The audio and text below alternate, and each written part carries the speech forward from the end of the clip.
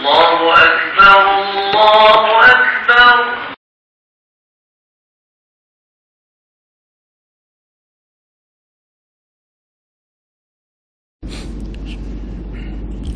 Assalamualaikum warahmatullahi wabarakatuh. Bismillahirrahmanirrahim. Alhamdulillahirabbil alamin. Wassalatu wassalamu ala asyrafil anbiya'i wal mursalin sayyidina Muhammadin wa ala alihi wa sahbihi ajma'in. Allahumma 'allimna ma yanfa'una wanfa'na bima 'allamtana. Allahumma faqqihna fid din wa 'allimna at-ta'wil wa zidna 'ilma ya rabbal alamin. Rabbi shrah li sadri wa yassir li amri wahlul 'uqdatam min lisani yafqahu qawli. Subhanaka la ilma lana illa ma 'allamtana innaka antal alimul hakim. Wala haula wala quwwata illa billah. Alhamdulillah, syukur kita pada Allah Subhanahu Wa Taala pada malam ni dapat lagi kita bertemu untuk sama-sama kita meneruskan kuliah kita hadis Al-Lu'lu' wal Marjan. Setelah mana kita bercuti 10 bulan ada tak? 10 bulan daripada bulan April 2021. Jadi syukur kita pada Allah SWT dapat lagi kita mengimarahkan rumah Allah Ta'ala dengan majlis-majlis ilmu. Mudah-mudahan Allah SWT golongkan kita ni dari kalangan orang yang belajar, bukan semata-mata mendengar, tetapi kita menjadi sebagai pelajar seumur hidup, yang mana selalu disebutkan kepada kita talabul ilmi minal mahdi ila lahdi, menuntut ilmu tu daripada buaya lagi sehinggalah ke liang lahat. Tapi tidak hadis. Hadisnya talabul ilmi faridatun ala kulli muslim, menuntut ilmu itu adalah satu kefarduan ke atas orang Islam. Maknanya kita sebagai seorang mukmin hendaklah sentiasa menuntut ilmu, menambahkan ilmu, ambil peluang. Allah SWT telah bagi kembali kepada kita peluang untuk sama-sama kita menuntut ilmu, menambahkan ilmu. Mudah-mudahan kita dapat tergolong dari kalangan orang yang cintakan kepada ilmu. Dan tidak ada doa yang sangat penting kepada kita ni, kerana Nabi SAW pun telah diperintah oleh Allah SWT supaya kata Rabbi zidni ilma, Rabbi zidni ilma, wahai Tuhanku tambahkanlah kepada aku ni ilmu. Jadi kita minta dengan Allah Ta'ala kekuatan iman, penambahan iman, kualiti dalam amal. Begitu juga kita kena minta dengan Allah Ta'ala ni penambahan ilmu. Sebab itu perintah Allah Ta'ala kepada Nabi SAW, Allah Ta'ala kata wa qur rabbi zidni ilma, katakanlah wahai Muhammad, wahai Tuhanku tambahkanlah ilmu kepada aku.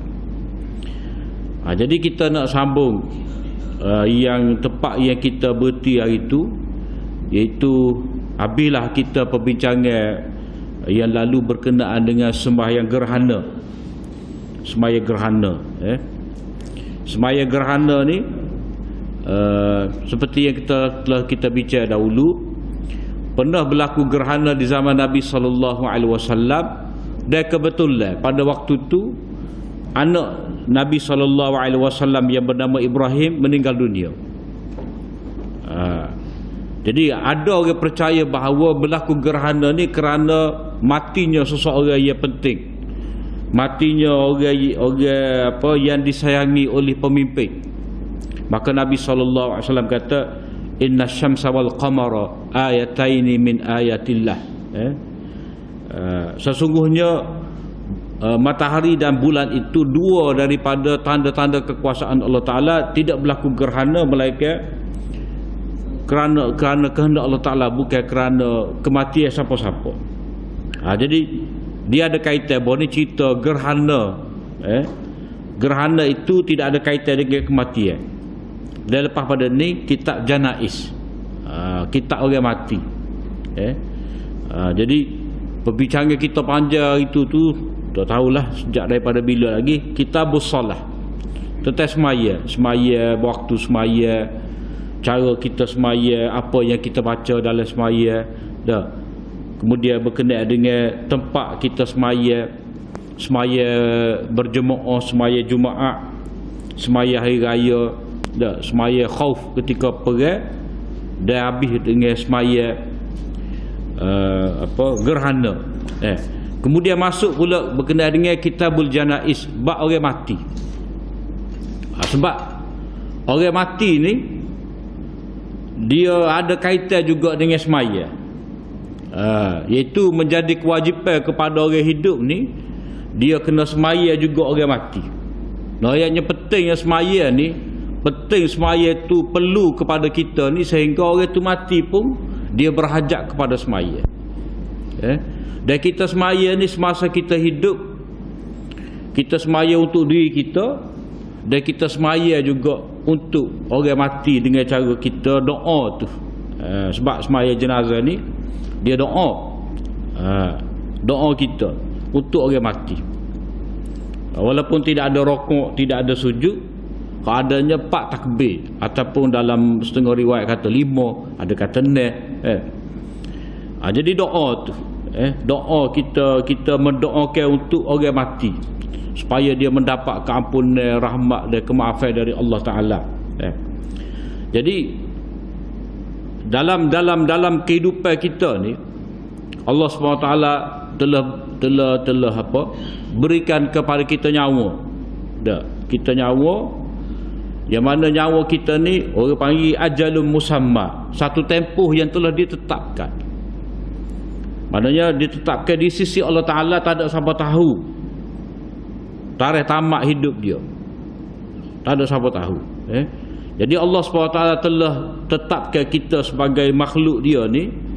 Allah Ta'ala yang bersifat dengan maha berkat. Allah Ta'ala kata, allazi khalaqal mauta wal hayata liyabluwakum ayyukum ahsanu amala. Allah Ta'ala itulah yang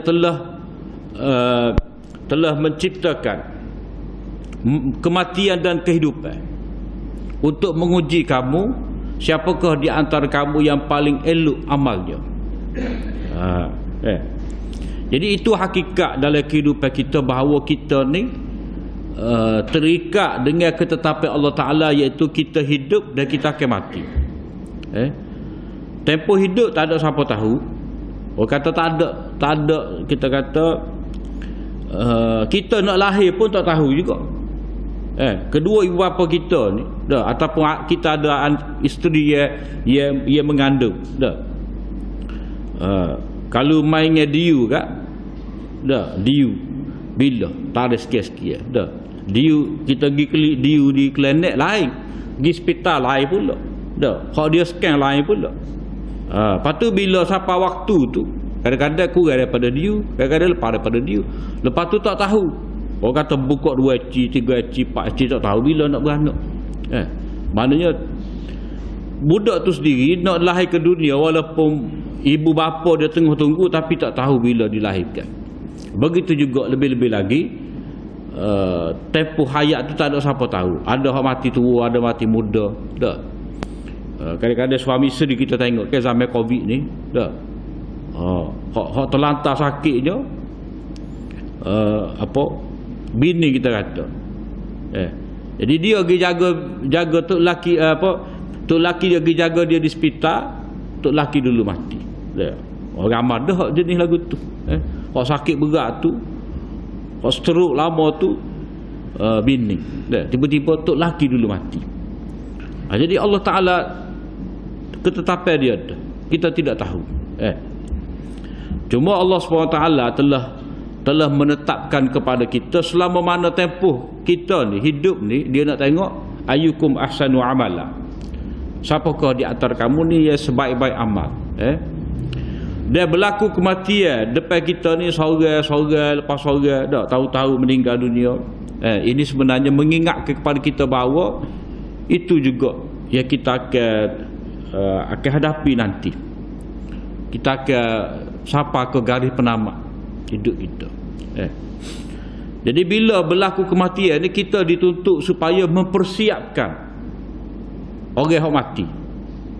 Jadi dalam Islam kita ni, Nabi SAW telah menunjukkan satu, kita kata, himpunan hukum yang lengkap, yang begitu istimewa dan sesuai dengan logik akal dan juga fitrah. Yang mana kalau kita tengok dalam setengah agama tu, dengan cara bakar, dia urus jenazah, dah. Ada tak tanda-tanda pun ada. Tak tanda-tanda, dia tak atas gua bukit tu, benda-benda Indonesia, nama kaum ke apa tahu. Tak. Cukup 50 tahun dia waktu turun pakai baju. Dia seduk, dia kering, macam-macam lah cara dia. Ada hak bakar, ada hak macam-macam. Tapi kita ni, oleh kerana kita daripada tanah ni, minha khalaqnakum wa fiha nu'idukum wa minha nukhrijukum taratan ukhra. Oleh kerana kita ni jenis tanah, Nabi Adam ni, kita ni daripada tanah, maka bila mati kena hantar balik ke tanah tu. Sebab itulah pengurusan jenazah dalam Islam ni, dia sesuai dengan fitrah, dengan logik akal. Kita mari mana, kita pun balik situ jugalah. Kita daripada tanah, kita pun balik mati dari tanah juga. Hak kita buat hari-hari tu, tak? Kita makan pohon kayu, tak? Kita makan sayur, kita makan berah padi. Sisa hampah kita makan tu kita simpan mana? Dalam tanah juga kan? Maka jenazah kita pun, mayat kita pun dalam tanah juga. Tetapi hak agama lain, tak? Dengan tidak tanah, dengan bakar, itu semua tidak munasabah dengan logik akal, dengan fitrah manusia. Tidakkah satu bentuk penyiasat, walaupun kita kata dia mati dah, tidak ada sedikit pun kita kata penghormatan dengan cara yang betul. Memang dia hormat, tapi gitulah cara dia. Jadi kita ni daripada tanah dah. Hak kita makan pun, kita makan buah durian. Kita makan buah durian. Kalau zaman dulu kat sipan nak putih durian. Dah. Nak semar. Lepas tu duk bucu pagar tu. Dah. Buruk gitu. Tapi nak ayatnya, perspektif orang kita ni, kalau dia makan benda, buah tu, butir tu dia nak tanda. Tanda balik. Maknanya tanam tu, mana sipai dalam tanah ni. Ini cara asal dalam pengurusan jenazah. Jadi Nabi SAW mensyariatkan kepada kita, bila orang tu nak mati, kita disuruh talqin kepada dia, ajar la ilaha illallah, supaya dia mati tu dengan iman. Sebab Nabi SAW kata, man kana akhiru kalamih la ilaha illallah dakhalal jannah. Siapa-siapa ia kesudahan kalam dia sebelum daripada dia meninggal dunia tu, ucapan la ilaha illallah, pasti dia masuk dalam syurga. Maknanya Nabi telah ajar kepada kita ni, start daripada orang tu nak mati, orang yang hidup ni bertanggungjawab. Maknanya hukum masyarakat yang diajar oleh Nabi ni, macam mana orang yang segar bugar lagi menghadapi orang yang nazak. Dia kena ajar la ilaha illallah, talqin selu lah, jangan la ilaha illallah dah. Nak mati dah ni, keluar akhir ada kena royak dengan lemah lembut, jangan paksa dia. Jadi supaya orang kita hak hidup ni dapat membantu dia, biar dia akhir kalam dia dengan la ilaha illallah. Dan bukan setakat tu saja, bukan setakat siapa orang nazak baru kita nak pergi cara. Hak sakit ni pun kena tanya khabar dah, kena ziarah dah. Sebab manusia ni bila dia sakit kan, dia sorang sakit. Dah. Guru dia tak ada, orang tak mari, anak tak ada balik. Tak ada orang telefon, dia rasa kesepian. Jadi bila ada disyariatkan kepada kita ni menziarahi orang sakit, merawat orang sakit, maka itu sebagai ahli kita ni bersimpati kepada dia, dan dia pun jadi orang kata segar segar angin dia mentah. Kelegaan kepada dia, supaya dia ada semangat. Sebab orang sakit ni, dia sakit ni dia setengah teori dia kata roh kita ni sakit. Bila roh tu sakit, jiwa tu sakit, maka tubuh akan sakit lah. Jadi bila seorang tu diuji dengan sakit, patut tak ada siapa cara, macam-macam tanggapan dia kepada anak dia, bini lambat jadi nasi, gagal. Gagal. Kata tak saya dah dia. Masa kita segar dulu, kita belaka. Jadi bila dia sakit tu, dia segera dia tidak dilayani. Tak ada orang cara pada dia. Jadi menyebabkan dia kecewa ke apa semua. Begitu juga, bukan setakat dia dengan anak beranak dia, bini dia, sayang-sayang dia. Kadang-kadang dengan Allah Ta'ala pun dia bersangka tidak baik. Sedangkan kita diajar oleh Nabi SAW ni, bila sakit demam ni, Nabi ajar supaya kita ziarah orang sakit ni, kita kata tahur, insya-Allah. Ni penyembuh ni, penyuci dosa-dosa kita. Maknanya kita dalam kehidupan kita ni kena ingatlah Allah Ta'ala buat dah. Pasangan dia hidup, mati. Jadi mestilah sakit, sihat sakit. Penyakit ubat. Itu sifat dia dah. Di sebalik khalaqal mauta wal hayah tu, kematian dan kehidupan, dia ada pasangan-pasangan dia yang lain. Termasuk di bawah tu juga. Supaya kita sedar gapo-gapo kita duduk atas dunia ni, Allah Ta'ala belaka. Wa ma bikum min ni'matin faminallah. Apa jua nikmat yang kamu dapat itu semuanya dari Allah. Sebab itulah bila berlaku kematian, kita akan kata innalillahi wa inna ilaihi raji'un. Pengakuan kita ni milik Allah. Maknanya nyawa kita, tubuh kita ni Allah Ta'ala bagi pada kita. Harta kita, anak kita, ini semua pemberi Allah SWT kepada kita. Jadi hadis yang kita nak baca ni, bab yang pertama di sini, babul bukai alal mayyit. Ini bab menangis terhadap mayat. Menangisi mayat, apa hukum dia?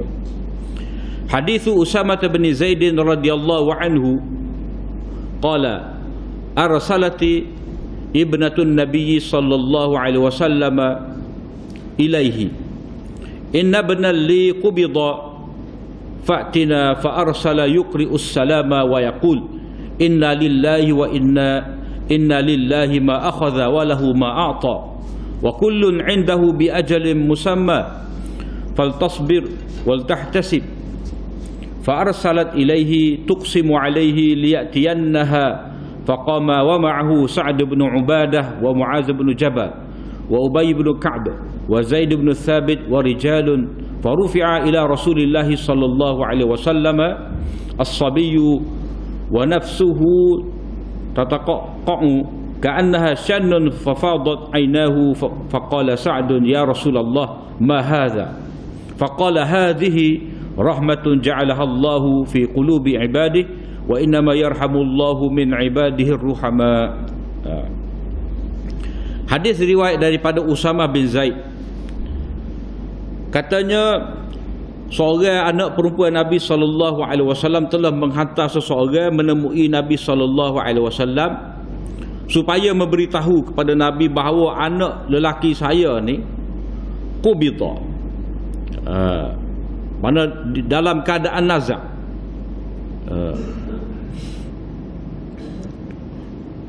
Dalam keadaan nazak, hampir nak mati. Maka datanglah, mari jenguk kami. Maka Nabi SAW telah menghantar seseorang dengan mengirim salam, dan Nabi berpesan. Nabi kata inna lillahi ma akhadha, sesungguhnya milik Allah Ta'ala apa yang dia ambil itu, dan kepunyaannya apa yang dia berikan. Dan setiap sesuatu itu di sisinya adalah dengan tempoh yang telah ditetapkan. Maka bersabarlah dan mengharapkan pahala. Maka anak perempuan Nabi SAW ni menghantar pula utusan kepada Nabi SAW dengan minta atas nama Allah, supaya Nabi mari juga. Ke mana pun Nabi kena mari juga. Maka Nabi SAW bangun pergi bersama dengan Nabi itu Sa'ad bin Ubadah, Mu'adz bin Jabal, Ubay bin Ka'ab, Zaid bin Thabit dan beberapa orang lelaki. Maka diangkatlah budak itu, yakni cucu Nabi, diangkat kepada Nabi SAW dalam keadaan nafas dia tu jadi mana tercungak-cungak lah, bergerak-gerak bunyi khong-khong tu, gitulah, lebih kurang. Ka'annaha, seolah-olah macam gerebo yang kering. Maka berlinanganlah air kedua mata Nabi SAW. Maka Sa'ad berkata, wahai Rasulullah, apa ni? Bagaimana apa teriak ni? Maka Nabi SAW kata, ini adalah rahmat yang Allah Ta'ala telah jadikan dalam hati hamba-hambanya. Sebenarnya Allah Ta'ala itu merahmati di kalangan hambanya yang ada sifat rahmat. Jadi hadis ni kalau kita tengok cerita ni, cerita salah seorang daripada anak perempuan Nabi SAW ni minta Nabi SAW supaya mari tengok anak dia tu, maknanya cucu Nabi lah, dalam keadaan nazak. Oleh kerana Nabi SAW pada ketika ni dalam keadaan sibuk ni, Nabi tak ada nak pergi lagi lah. Tak ada nak pergi lagi. Kemudian anak siapa dia ni? Anak Nabi hak mana so? Kebanyakan ulama kata anak Nabi ni nama Zainab. Zainab. Kemudian cucu Nabi ni hak mana so? Dia ada yang sebut kata ni nama Umamah. Nama Umamah binti Abil As. Tetapi pendapat tu tidak tepat. Sebab apa? Sebab dalam hadis ni menyebut anak lelaki. Maknanya hak meninggal dunia ni bukan cucu perempuan Nabi, tetapi anak lelaki. Lepas tu dia dikatakan Umamah tu dia hidup lama lagi. Dia hidup lama. Walau bagaimanapun tidak ada satu riwayat yang memutuskan nama budak ni. Nama apa tak ada. Dengan sahih, dengan tepat. Ada disebutkan nama yang lain tu, tetapi masih dalam pertikaian di kalangan ulama. Ada yang kata tu nama dia Ali bin Abil As bin Ar-Rabi'. Waktu anak Ali bin Abil As bin Ar-Rabi', iaitu Abul As Ar-Rabi' itu suami kepada Zainab. Sebab tu laki Zainab ni Abul As ni Nabi puji dia.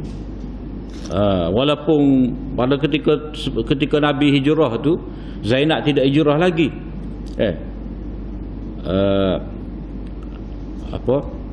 Kemudian bila Zainab hijrah, pisahlah Abul As dengan Zainab ni. Walaupun duduk suku, Abul As ni dia seorang bagus, tak nikah dengan orang lain. Tapi akhirnya dia masuk Islam jugalah, hijrah juga. Ada yang kata ni anak dia Ali bin Abil As bin Ar-Rabi'. Tetapi ini dipertikaikan juga. Sebab apa? Sebab sanak dia tu ada pertikaian. Dan ada juga ahli ilmu menyebut, seperti Zubair bin Bakar mengatakan bahawa Ali ni dia hidup lama siapa akhir balik. Sedangkan hak ni Sabi ni budak Nabi, dalam riwayat ni Nabi akak. Mana dia kecil lah budak ni. Sebab itulah tidak diberitahu nama ni. Tidak diberitahu nama. Walau bagaimanapun nama tu tak penting lah di sini. Jadi dalam hadis ni Kita tengok Nabi SAW bila Zainab ni minta Nabi mari, Nabi dalam keadaan sibuk, Nabi kirim salam. Nabi kirim salam. Yang kedua, Nabi memberi, kita kata, semangatlah, menyatakan hakikat. Inna lillahi ma akhadha. Sesungguhnya bagi Allah Ta'ala apa hak dia ambil. Maknanya budak ni tak mati lagi. Maknanya Nabi pesan dah. Maknanya kamu kena bersedia. Kalau budak ni mati, dah, budak ni milik Allah Ta'ala. Kamu dapat dia sebagai anak tu, itu pemberi Allah SWT. Jadi oleh kerana benda ni hak Allah Ta'ala sebagai tuan asal, atas dia lah nak beri nak ambil. Muka tidak kita. Mana Nabi SAW terbiah anak dia tu supaya faham hakikat. Hakikat bahawa ni sebelum mati. Hakikat bahawa kalau anak ni mati, kamu kena faham lah. Maknanya di sini sibuk setara mana seseorang tu, dia tidak boleh mengelak daripada, mana janganlah dia rasa berat untuk memberi nasihat. Dia apa, memberi semangat. Macam zaman Covid lah, kita hospital tak boleh pergi, tak boleh nak pergi, tak tahu kalau rumah orang sakit ni tak tahulah SOP kau gapo kau, tapi beringatlah kau lah. Dia orang faham, tak orang pun faham. Jadi kita walaupun tak boleh ziarah, tak boleh jumpa mata, dah, kita boleh hello, video call pun boleh. Ada belakang lah ni, dah. Boleh video call dengan dia. Maknanya kemudahan tu ada. Dan dia tengok kita tak apa dah. Kita mesej patah pun tak apa dah, tanya khabar.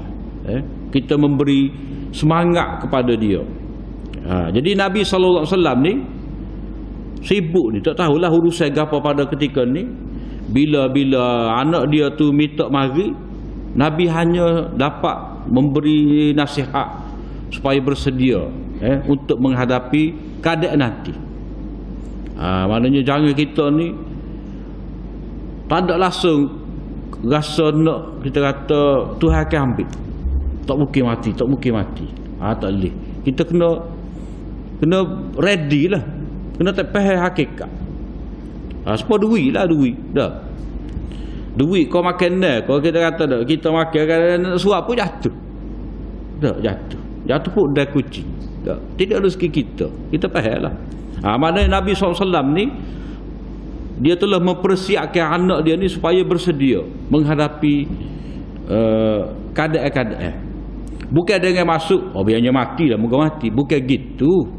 Supaya kita standby lah. Kita tengok ayah kita ke mak kita ke uzumna. Jadi kita kena, kalau kata, bersedia untuk tiba.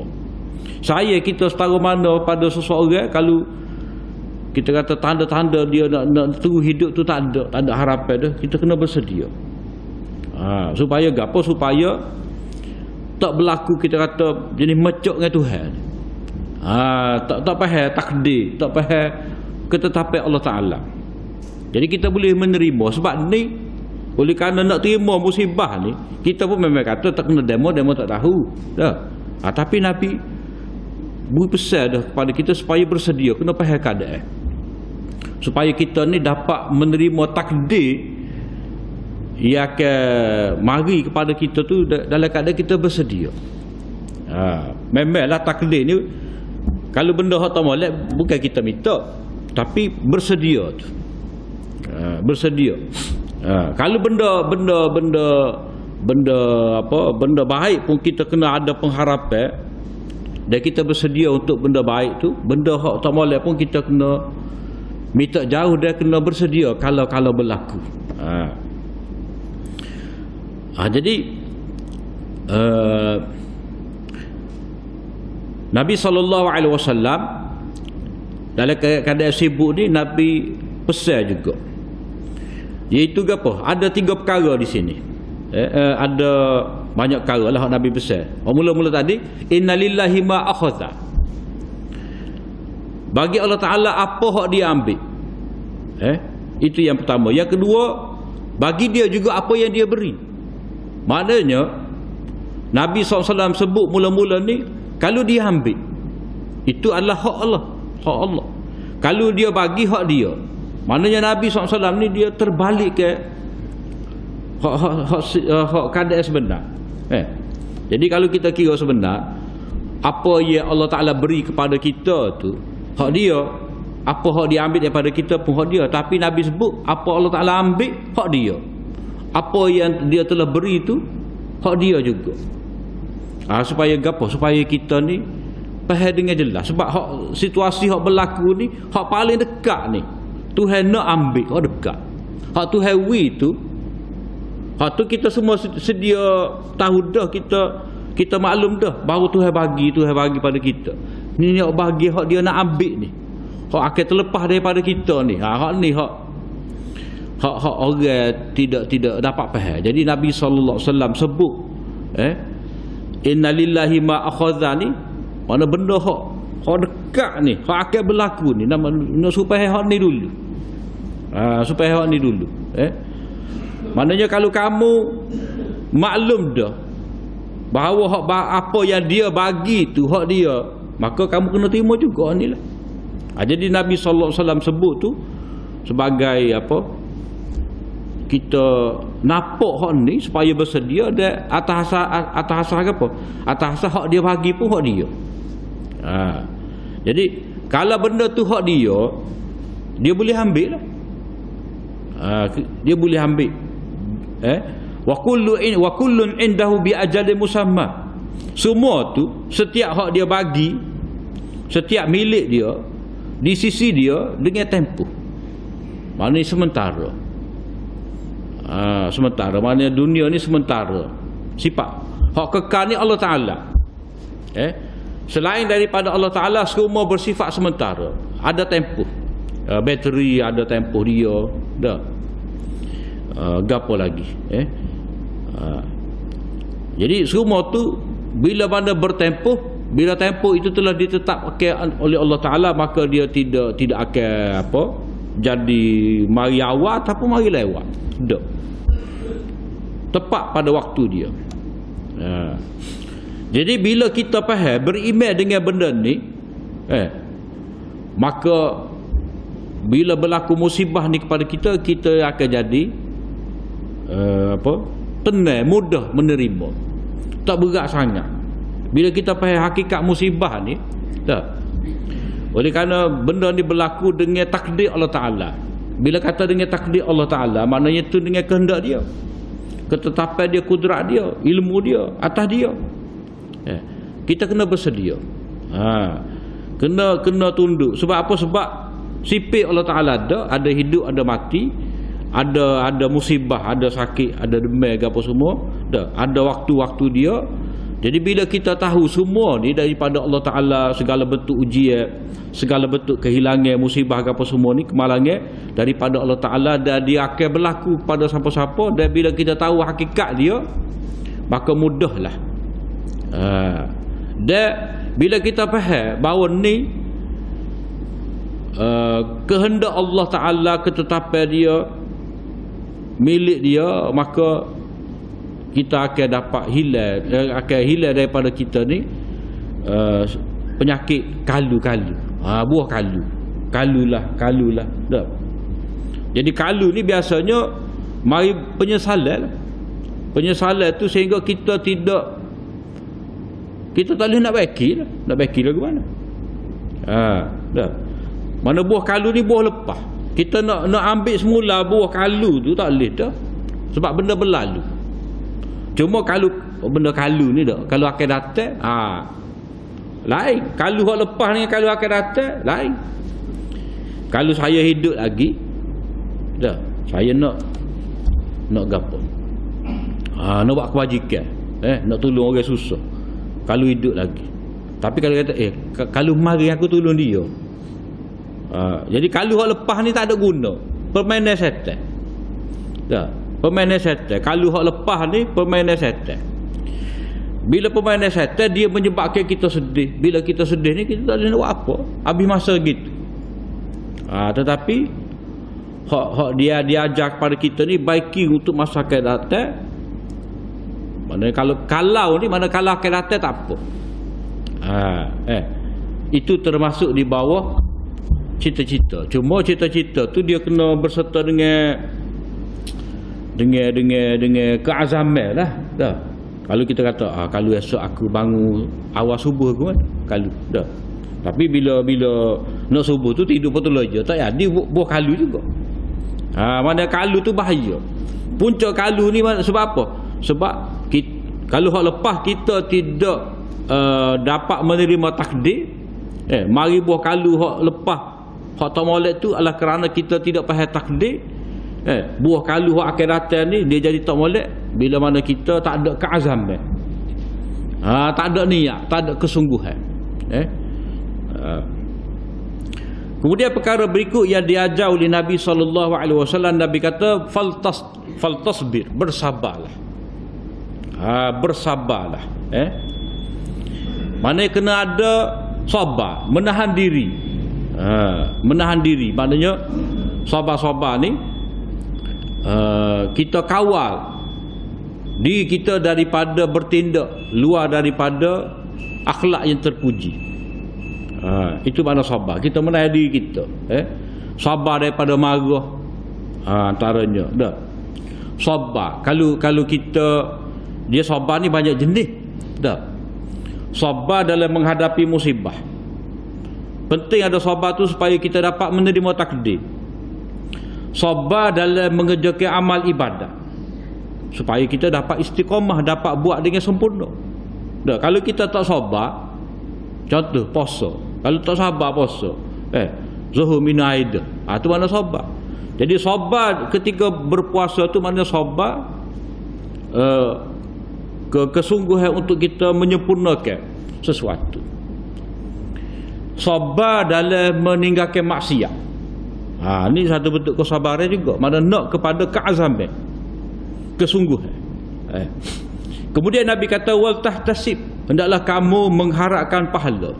Maknanya di sebalik musibah ni, kematian kau, sakit kau, kamu kena mengharapkan pahala. Macam harta benda kita musnah kerana banjir lah. Kita nak dapat balik dah. Kalau kata kereta kita tak ambil insurans bahagian banjir tu dah. Tak boleh nak claim, tak boleh. Lepas tu boleh ke apa? Tak ada. Total loss. Silap-silap dah. Lepas tu sebab itulah Nabi SAW ajar pada kita, Allah ma'jurni fi musibati. Ya Allah, berikanlah ganjaran pahala kepada aku kerana musibah yang menimpa aku. Sebab kalau kita nak marah siapa tak boleh. Kalau kita hospital ada contoh, ayah kita sakit, lepas tu silap kecuali doktor mati, kita nak marah ke doktor, nak marah setara mana? Tak benar kita dah. Lepas tu ke apa? Apa sabar, terimalah kematian tu. Dari segi kita nak hak tribunal tu lain suku, dah. Dari segi kita nak buat tuntutan tu gapo tu dakwah tu suku, tapi hak mula-mula hak kita kena letaknya alik kita ni sabar dan kita mengharapkan pahala di sebalik musibah. Masalah kita nak buat tuntutan dakwah tu itu dengan apa? Dengan harapan supaya pihak hospital ke pihak wajib tu bertanggungjawablah supaya tidak lagi berlaku kecuali akan datang. Dua sudut berbeza tu dah. Jadi Nabi SAW ajar kepada kita ni ihtisab, mengharapkan pahala. Dalam banyak hadis yang kita baca, Nabi SAW ajar pada wanita ni dah, bila dia kematian 3 orang anak dan dia mengharapkan keampunan pahala dari Allah Ta'ala, maka Allah Ta'ala akan bagi pahala pada dia. Lepas tu dia kata kalau dua apa? Pasal sorang apa? Maknanya di sebalik musibah ni Nabi SAW ajar supaya kita dapat juga pahala kerana musibah. Bukan kata pahala ni pasal kita kena buat, kena beramal barulah Tuhan nak bagi. Tidak. Sebab apa? Sebab ujian Allah Ta'ala kepada kita ni dari segi kita kena buat hak dia suruh, kita kena menjauhi hak dia larang, dan kita akan dapat pahala. Begitu juga ujian kepada kita ni dengan musibah yang menimpa kita, maka cara nak dapat pahala kita bersabar dan mengharapkan pahala. Kena di situlah dia ada bersangka baik dengan Allah Ta'ala. Masa itulah dia mari dalam diri kita ni muhasabah balik, cek balik diri kita, apa salah aku. Tak. Sebab kita ni kalau jenis kata dalam keadaan kita tembogi, tak kira. Buhit gustai tak ada sakit ke apa. Tak, tengok orang lain sakit belaka. Tak. Kita ni kena beringat tu. Orang yang ada nyakit tu nyakit ni kita segar. Paten tak. Kalau kita paten tu orang boleh baca lah. Tak. Kita ni maka sedap belaka. Tak ada paten, tak ada gapo. Nyakit tak mari. Jadi kalau tak mari sakit tu kena beringat. Tak, takut mari hok gup lalu. Tak. Kalau orang ada sakit demam tu, dia mari ke sakit ke demam tu, mudah sikit dia nak ingat pada Allah Taala. Maka ujian musibah yang mari kepada seseorang itu sebenarnya mengingatkan dia kepada mati. Yang kedua, itu dapat dia baiki diri, muhasabah. Takut-takut memang yang dia kecapi sebelum pada ni dalam keadaan dia tidak bersyukur, tidak berterima kasih pada Allah Ta'ala. Jadi mari sekali sakit juga, barulah dia tahu erti nikmat. Barulah dia mula ingat insaf bahawa semua ni milik Allah Ta'ala, pemberi Allah Subhanahu Wa Ta'ala. Kemudian fa'arsalat ilaihi, oleh kerana Nabi ni tak ada nak pergi, kira orang aja, maka anak Nabi ni atas pula orang, tuksimu alaihi, minta sungguh-sungguh dengan nama Allah biar Nabi mari juga. Maknanya anak perempuan Nabi ni kata mari jugalah aku ke mana dengan nama Allah. Maka Nabi pun pergilah. Ni dari segi pekahnya dia panggil ibrarul qasam. Dia panggil ibrarul qasam. Maknanya kalau orang tu minta tolong dengan kita atas nama Allah, dak, kita kena tolonglah. Dak. Dia nak nipu ke tak nipu ke suku. Hak penting bila sebut nama Allah tu, minta tolong dengan nama Allah. Kalau dia minta tolong saja, biasalah. Ni minta tolong dengan nama Allah, minta tolong dengan nama Allah. Jangan royak kau orang. Kita kena jaga tu. Minta tolong dengan nama Allah, tolong juga kita. Tolong juga. Kita desak ni. Jadi kita kena tolong. Sebab di sini Nabi ni bila anak dia sebut dengan nama Allah, mari juga. Maka Nabi pun mari juga. Nabi pun pergilah dengan kumpulan sahabat. Maknanya kalau ziarah orang sakit ni, dia boleh mari ramai. Dia boleh mari ramai. Cuma tengok pada keadaan lah. Kalau kita tahu umur dia sepik, dah naiklah 2 orang. Ataupun kalau kata hospital tu, dah buat pergiliran. Kemudian bila diangkat kepada Nabi budak tadi tu, nyawa budak tu bunyi. Dia macam greba. Shanno ni makna greba kering. Greba ni kita sebut sama dah kan. Bekas air yang diperbuat daripada kulit. Jadi shanno ni dia greba juga, tapi greba hak lama. Bila hak lama dia kerah. Kulit kambing dia kerah. Jadi bila tuai air tu dia bunyi. Jadi lagu tu lah. Gambaran yang dibuat oleh Usamah, suara budak tadi, bunyi lagu tu lah, bunyi seperti air yang dituai dalam greba tadi. Dalam keadaan greba tu keras. Kemudian Nabi SAW ni fafadat ainahu, jadi berair mata dia. Jadi saat kata pelik, berapa Nabi menangis? Sebab bagi saat Nabi ada larang kan menangis kerana kematian ni. Jadi dia tanya, apa ni menangis? Jadi Nabi pun jawab, ini adalah rahmat. Maknanya tangis kerana kematian orang yang disayangi ni, kalau keluar air mata tu adalah tanda kita ni orang yang lembut hati. Orang lembut hati. Maknanya kalau mati orang terdekat, dah, Dah, tak berubah muka kita. Tak ada nampak sedih. Air mata tak titik, tu kena cek. Kena cek tu. Ada sesuatu tu. Takut-takut kita ni jenis hati kerah ke, payah ngisah ke. Dah. Maka sebab itulah Nabi SAW ajar pada kita ni kena ada kasih sayang. Jadi tanda saya tu maknanya bila tengok kematian tu kita rasa sedih, teriak air mata. Dah. Jadi dia ada dua keadaan lah. Kadang kita menangis tu kerana saya. Dah. Kadang-kadang kita menangis tu kerana takut kematian tu. Takut kita tapi oleh kerana ia mati ni budak, mungkinlah kita tu tak rasa sangat. Tak, tapi kalau mati tu orang-orang hak sebaya dengan kita, dia mati, mari takut pada kita. Lalu kita menangis, maknanya air mata bertaubatlah. Tapi hak di sini oleh kerana hak mati ni budak, sifat saya tu. Sifat saya. Jadi itu adalah tanda adanya sifat rahmat dalam hati. Maknanya sifat rahmat ni dia kena ada dalam hati setiap daripada orang beriman.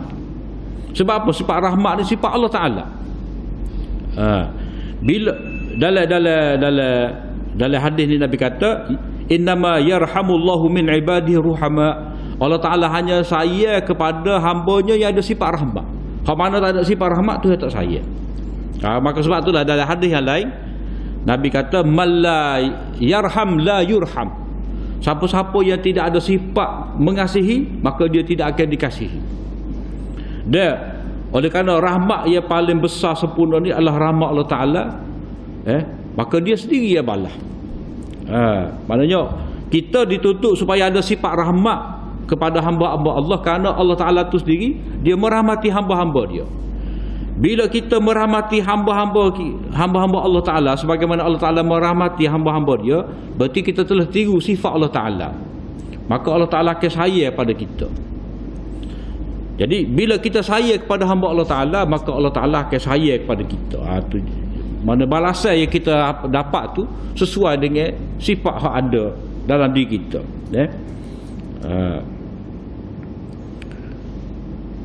Kemudian hadis berikut ni